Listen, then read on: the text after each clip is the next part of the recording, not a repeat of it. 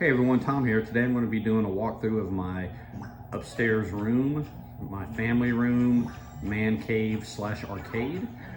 I'm at the top of the steps right now and I'll do a quick just spin.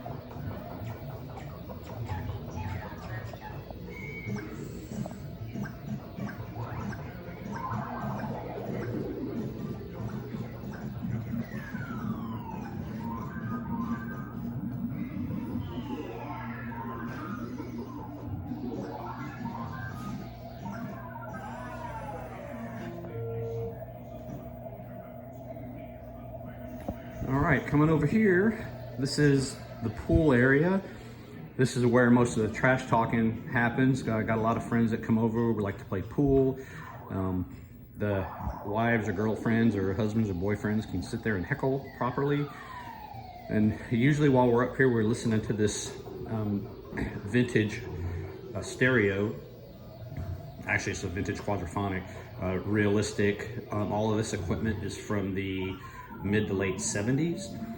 It all works and it sounds great. So got the two speakers here, and then on the other side of the room got one in the corner here, and then one in the corner here. So sounds really good, and I just really enjoy it. Okay, coming over here, we'll have a little bar area, have some neon, fridge. Got my first game here, Zaxxon. This has this all original with the addition of a Brace Technologies high score save kit. And that high score save kit also enables track sounds, which is why you hear it playing right now. It didn't usually do that in the arcade. Here have just a small little theater setup with a 7.1 receiver, PS3 modded to do anything really. Coming over here, this is my Tempest cocktail table. Pretty rare game. This is all original with the exception of replacement parts, but functions as original. They made a little over 1,600 of these, and this is number 1306. Here's one of my grill games, Tron. I found this local. I was very fortunate to find it. Been looking for one for a long time. These are on the high side from a price standpoint, but I got this one reasonable. And I had to do a little work to get it working, but it's up and running now and working 100%. Love this game. This is my Mustang pinball machine from 1977. Bought it from a guy down the street who repairs these pinball machines for other customers, and he has had a couple of them in stock. Told him I was looking for something vintage, and he brought this one to me, and it's been great. Of course, my dartboard. This is really what started it all.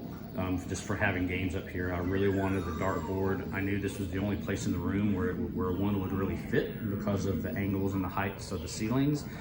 And it's been great, and it's got a perfect play through area. I use this the cocktail table as a way to hold my drinks, and when we have buddies over, and then have a little table here as well. Okay, come around. This is what I call really arcade row. So you can see there, Donkey Kong, one of my most favorite games of all time. This one is all original with the exception of the Brace Technologies high score save kit, which also allows you to track sounds, because we didn't get those in the arcade back in the day. My 100% all original Pacman game. This has no save kit or anything else in it. If you want to put a quarter in it, you can set it on free play, but I like to have the attract screen, and the free play doesn't allow that. So it's just you have to put a quarter in or open a coin door and and add a credit that way. Donkey Kong Jr., another one of my favorites. This game is 100% original, with the exception of the Braze High Score Save Kit, which enables the attract sounds. You can't tell I really like the Braze Technologies stuff. This Cubert was another hard one to find, but I was able to find it. This one I had to travel a little bit further, about 3.5 hours to get this one. It needed some paint work on the front and on the top. This one has a multi-kit installed. So if you hold these two buttons down for a few seconds, it has the multi-Cubert kit installed, which is 10 games. And then you can toggle which one of those games you want to show up on the menu. So I just have a regular Cubert, Cubert Cubes, faster, harder, more challenging Cubert. It has this baseball game on it called Curveball that I really like. And then this game called Tiles, and then there's some others, but I disabled those.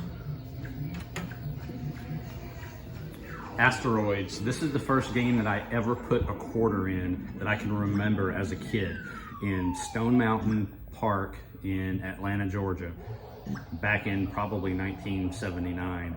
I was fascinated with this game, and I was able to get this really, really nice example here locally.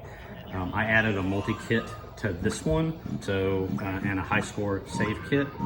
If you press the two start buttons simultaneously, it will boot up to Asteroids Deluxe, and then if you press them again, it will boot up to Lunar Lander. Both Lunar Lander and Asteroids came out in 1979, and I believe Asteroids Deluxe came out in 1980. This Miss Pacman is the first video game that I had up here, the first arcade game that I had up here. It was a package deal. I just wanted the dartboard, and the guy that had the dartboard, he had two dartboards and a Miss Pacman, and he would not split them. None of them worked, and I had to take all of them if I wanted the dartboard. So got the dartboards going, then I started seeing if I could get the Miss Pacman to work. Didn't have any experience with the video games. I got it working. I got all three of them for $150. Sold one of the dartboards for $200. So made my money back plus 50, and I used that other 50 to get this one going again. So this is one of my wife's favorite games. This one and Cubert are her two favorites. Just really, really glad that I ran across this, because this started this. This is Dragon's Lair. This is a version from Arcade 1-Up. The originals are very, very hard to come by in working condition. This is a faithful reproduction. It's a 3/4 scale, but it retains all the original cinematography, and the gameplay is very, very, very similar to the arcade version that I can remember. So this is my newest edition. This is Thomas the Train. It is occupying the lone corner in the game room. My wife is insistent that this stays here, because if it gets put away, then it will be forgotten about. The kids had a lot of memories on this, and she wants to leave it out for when we have grandkids. And it's hard to argue, because I basically have the entire rest of the room how I want it. This is essentially my space, and all she asks for is this little spot. Of course, I look at it and say I could put 2 more video games there, but it's going to be there for now. And then this is another Arcade 1-Up faithful rendition of Star Wars. I didn't pay anything for this one. This is my first Arcade 1-Up. It was given to me by someone that just didn't want it, didn't ask anything for it, and they gave it to me.